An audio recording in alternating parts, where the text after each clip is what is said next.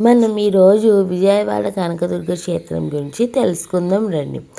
భారతదేశంలో గల పుణ్యక్షేత్రాల్లో అత్యంత పుణ్యప్రదమైన క్షేత్రం విజయవాడ.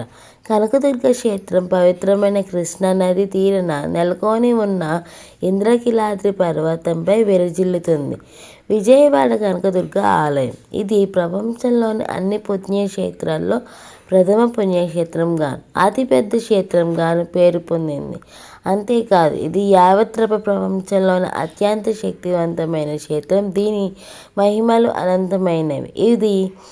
ఈ ఇంద్రకీలాద్రి పర్వతంపై స్వయంభుగా వెలిసిన కనకదుర్గ అమ్మవారు ఈ యావత్ సృష్టికి ఆధారభూతురాలు.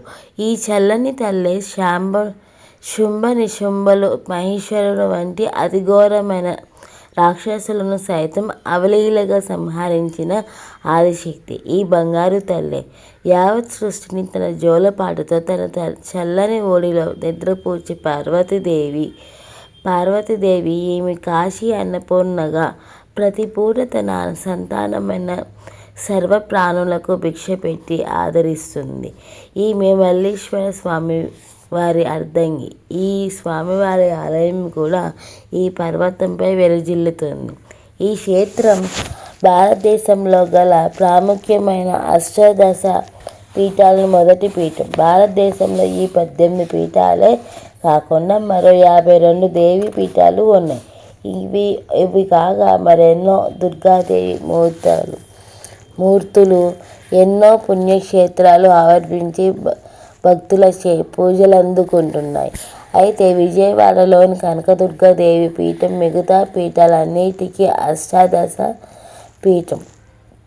ఇక్కడ వెలిసిన జగజ్జనని అయిన కనకదుర్గ ప్రపంచంలోని అవి అన్ని దేవీమూర్తులుగా అధిష్టాన రూపం, సమిష్ట రూపం. ఈ తల్లి లోక కళ్యాణం కోసం మరియు శిష్ట రక్షణ కోసం విజయవాటిక యందు ఇంద్రకీలాద్రిపై కనకదుర్గాదేవి మహారాజ్ఞిగా ఆవిర్భవించి విరజిల్లుతుంది. ఈ తల్లి రూపాలే లక్ష్మీ, సరస్వతి, బాలకాళి, శ్రీశైల, భ్రమరాంబ, చండీ మొదలైనవి.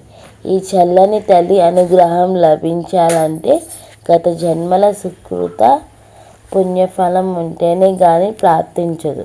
ఈ పుణ్యఫలం లేనివాడు అసలు ఆ తల్లి నామాన్ని కూడా ఉచ్చరించలేరని మనకి ఆదిశంకరుడు తన సౌందర్య లహరిలో ఎన్నోసార్లు నొక్కి చెప్పారు. ఈ క్షేత్రం ప్రపంచంలోని అతిశక్తి ప్రధాన క్షేత్రాల్లో మొట్టమొదటి క్షేత్రంగాను ఇటు శైవ క్షేత్రాల ప్రథమ పుణ్యక్షేత్రంగాను పేరు పొందింది.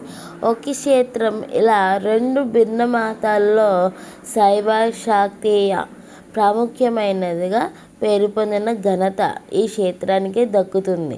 దీనికి కారణం ఆది దంపతులైన శివపార్వతులు కలియుగం గాంతం వరకు కూడా కైలాసాన్ని వదిలి విజయవాడ క్షేత్రంలోనే ఉండగలమని తమ భక్తుడి మాట ఇచ్చారు. కనుక అటువంటి పరమ పవిత్రమైన క్షేత్రం ఈ కనకదుర్గ క్షేత్రం. అమ్మవారి దీక్షను స్వీకరించిన భవానీ ఆమె తత్వాన్ని పూర్తిగా అర్థం చేసుకోవడానికి ఆమె సహాయాన్ని అందించాలి. అది సామాన్యమైన విషయం కాదు. అది ఆమె కృషి విశేషం వల్ల మాత్రమే సాధకునికి సాధ్యపడుతుంది. దాన్ని సాధించడం కోసం సాధకుడు నిరంతరం అమ్మవారి ప్రీతి పాత్రమైన పనులే చేస్తూ ఉండాలి. ఇలాంటి మరిన్ని వీడియో కంటెంట్ కోసం మా ఛానల్ని సబ్స్క్రైబ్ చేయండి.